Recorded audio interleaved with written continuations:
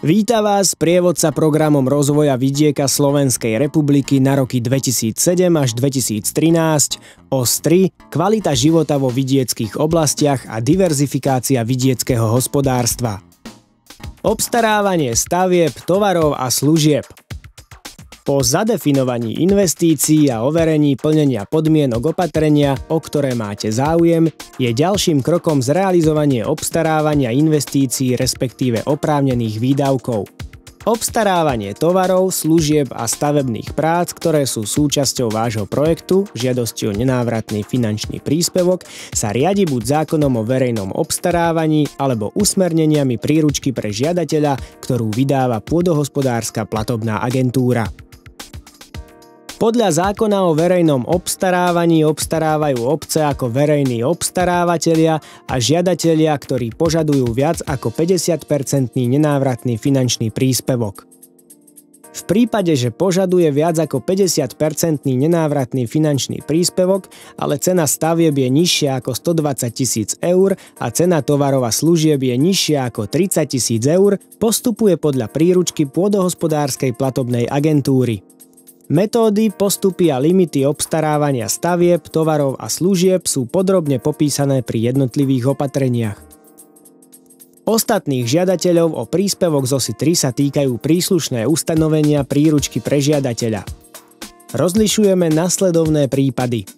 Investícia už bola zrealizovaná pred podaním žiadosti o nenávratný finančný príspevok. Zmluva s dodávateľom bola podpísaná v čase od 1. januára 2006 do 8. júla 2008 a výdavky vznikli od 1. januára 2007 do podania žiadosti. Cena predmetu obstarania je menej ako 30 000 eur. V takomto prípade postačuje jedna cenová ponuka. Cena predmetu obstarania je 30 000 eur a viac. V takomto prípade sú potrebné 3 cenové ponuky. Osobitným prípadom obstarávania je uplatnenie si vlastnej práce. Jej hodnota sa vyčísluje ako hodnota miest a odvodov zamestnancov, ktorí ju vykonávali a je oprávneným nákladom do výšky 30% použitého materiálu. Výberové konanie sa robí len ak cena vlastnej práce prekročí 30 000 eur, v takomto prípade treba doložiť dve ďalšie cenové ponuky. Príprava žiadosti o nenávratný finančný príspevok a povinné prílohy. Pod prípravou žiadosti je potrebné chápať oveľa širší rozsah prác ako len vyplnenie samotného formuláru. Do tohto procesu treba zahrnúť aj prípravu a kontrolu projektovej dokumentácie v prípade stavebných objektov, riadenia procesu výberového konania a kompletizáciu príloh. Celkovo sa však tohto procesu netreba zľaknúť. Obec to dokáže urobiť vo vlastnej réžii. Výhodou v tomto prípade sú samozrejme usporené prostriedky za poradenské služby. Nevýhodou je obmedzený počet zamestnancov a nutnosť naštudovať mnoho strán príručky, iných dokumentov a usmernení, ktoré sú nevyhnutné pre zvládnutie tohto procesu. Samozrejme, toto štúdium metodiky si vyžaduje svoj čas a pracovné nasadenie. Ďalšou nevýhodou je pocit neistoty, či sa na nič nezabudlo a či v projekte nie je náhodou nejaká chyba, ktorá vyplynula z neskúsenosti uchádzača o eurofondy.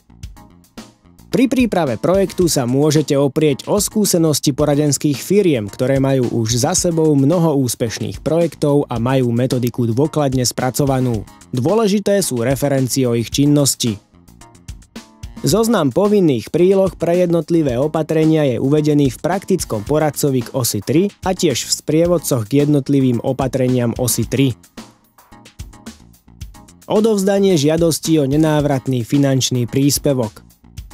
Žiadosti o nenávratný finančný príspevok sa odovzdávajú na regionálnych pracoviskách Pôdohospodárskej platobnej agentúry toho kraja, kde sa realizuje vaša investícia.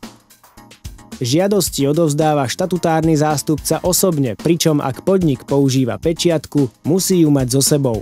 Ak štatutárny zástupca žiadosť osobne odovzdať nemôže, musí na to splnomocniť inú osobu. Pôdohospodárska platobná agentúra prevezme len kompletné žiadosti, preto si nenechávajte podávanie projektu na posledný deň. V opačnom prípade nebudete mať dostatok času na opravu prípadných nedostatkov a odovzdanie projektu sa nemusí podariť. Schvaľovací proces.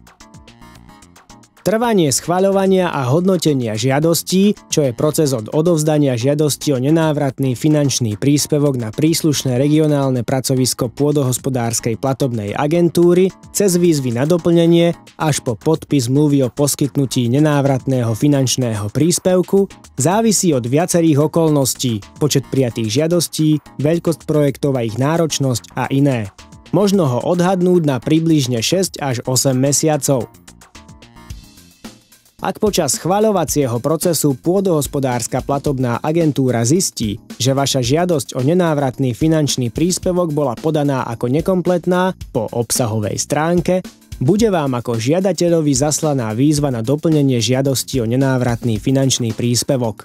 Ak osobne nedoplníte chýbajúce údaje do termínu stanoveného vo výzve na doplnenie, žiadosť bude považovaná za nekompletnú a bude z ďalšieho spracovania vyradená. Lehota na doplnenie je 10 pracovných dní odo dňa prijatia výzvy. Pôdohospodárska platobná agentúra vás ďalej zároveň môže kedykoľvek vyzvať na doplnenie ďalších potrebných a objasňujúcich informácií. V prípade, že vám platná výzva umožnila odovzdanie žiadosti o nenávratný finančný príspevok bez povinných príloh, pôdohospodárska platobná agentúra vás vyzve na ich doplnenie. Lehota na doplnenie vtedy môže byť až 60 dní. Pôdohospodárska platobná agentúra vás však taktiež najskôr môže ešte vyzvať na doplnenie ďalších potrebných a objasňujúcich informácií. Hodnotenie prebieha najprv na úrovni regionálnych pracovísk, ďalej sa žiadosti zasielajú na ústredie pôdohospodárskej platobnej agentúry, kde sa v prípade úspešnosti pripraví návrh zmluvy o poskytnutí nenávratného finančného príspevku. Termín na prípravu návrhu zmluvy od ukončenia hodnotenia je 5 mesiacov. Podpis zmluvy s pôdohospodárskou platobnou agentúrou. Po podpise zmluvy o poskytnutí nenávratného finančného príspevku zmluvy máte ako úspešný žiadateľ právny nárok na poskytnutie nenávratného finančného príspevku, ak dodržíte všetky podmienky, ku ktorým ste sa zmluvne zaviazali. V prípade investičných opatrení dodržať pravidlá pre zakladanie investícií. Zrealizovať projekt a podať poslednú žiadosť o platbu najneskôr do 3, v prípade finančného leasingu do 4 rokov od podpisu zmluvy o poskytnutí nenávratného finančného príspevku.